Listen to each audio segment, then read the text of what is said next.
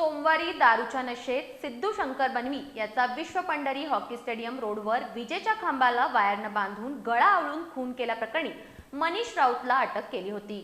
आज त्याला न्यायालयात हजर केलं असता न्यायालयानं त्याला 5 डिसेंबरपर्यंत पोलीस कोठडी सुनावली आहे। सोमवारी पहाटेच्या सुमारास विश्व पंढरी ते हॉकी स्टेडियम रोडवर सिद्धू शंकर बनवी याचा गळा आवळून खून करून त्याचा मृतदेह विजेच्या खांबाला बांधून ठेवलेल्या अवस्थेत आढळला होता। या प्रकरणी जुना राजवाडा पोलिसांनी स्थानिक गुन्हे शाखेच्या पथकाच्या मदतीने शिवीगाळ केल्याच्या रागातून दारूच्या नशेत सिद्धू बनवी याचा खून करणारा त्याचा मित्र मनीष राऊतला अवघ्या काही तासात अटक केली होती।